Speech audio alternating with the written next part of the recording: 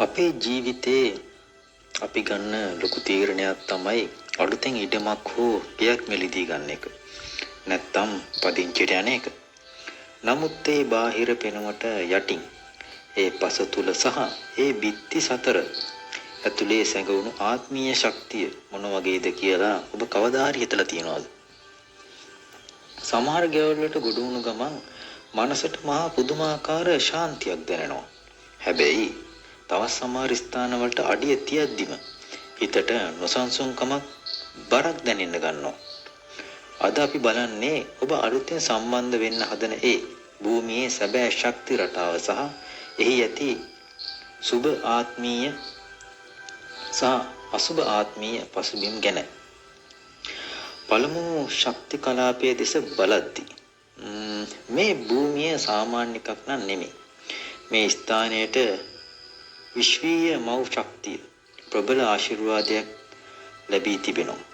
මෙහි පවතින්නේ වත්මන් ශක්තිය තාමත් පෝෂණීයයි.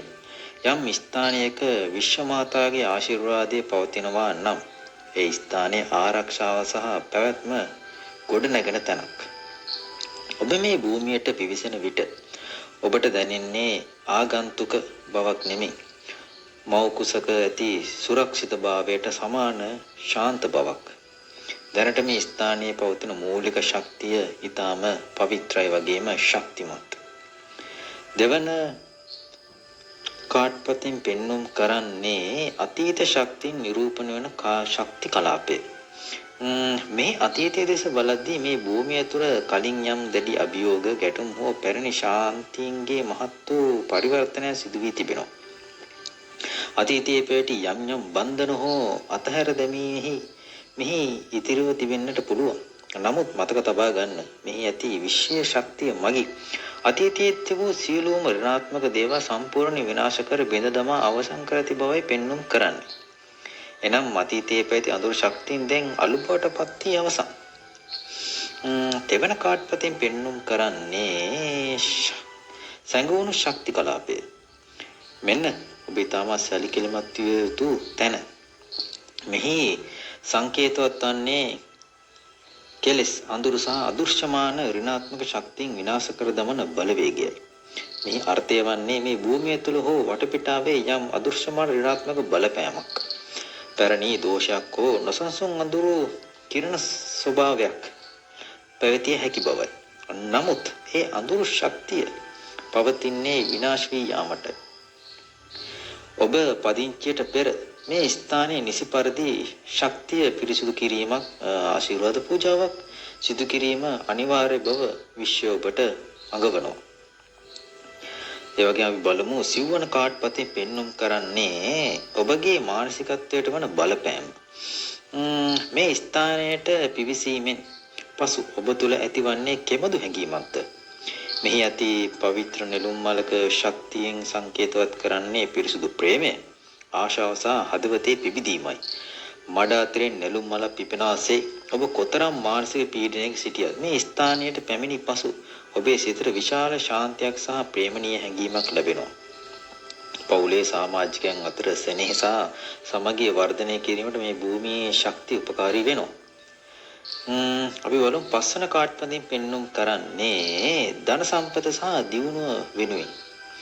සඳෙහි කලාප දරන්නා වූ ශක්තියෙන් පෙන්눔 කරන්නේ නිරන්තරයෙන් වර්ධනය වෙන සහ අලුත් වන ධන ශක්තිය.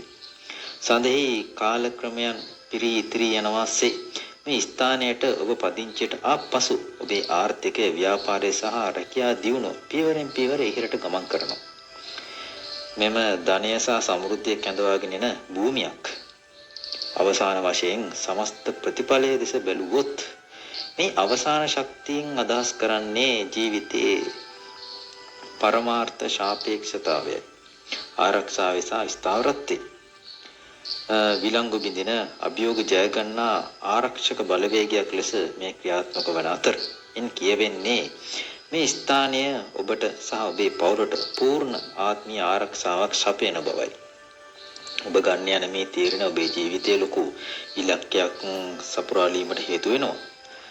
සමත්යන් ලෙස ගත් කල මේ භූමිය ඔබට ඊටමත් සුදුසු ආරක්ෂිත සහ දියුණුව ලබා දෙන ස්ථානයක්.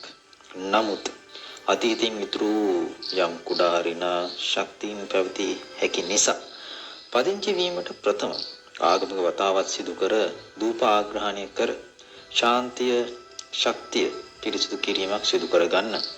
එවිට මේ භූමියේ ඇති සියලුම ධනාත්මක ආශිර්වාදයන් ඔබට පූර්ණ ලෙස හිමි වනු ඇත. ඔබත් අලුතෙන් ඉඩමක් හෝ ගෙයක් ගන්න සූදානම් වෙනවද? මේ එනර්ජි එක ඔබට රෙසනේට් වෙනවා නම් පහලින් yes කියලා කමෙන්ට් එකක් දාන්න. ඒ වගේම ඔබේ අදහසත් කමෙන්ට් කරන්න අමතක කරන්න එපා. ඒ වගේම ඔබේ ආදරණීයන්ට බලන්න ෂෙයා කරන්න ලයික් කරන්නත් අමතක කරන්න එපා.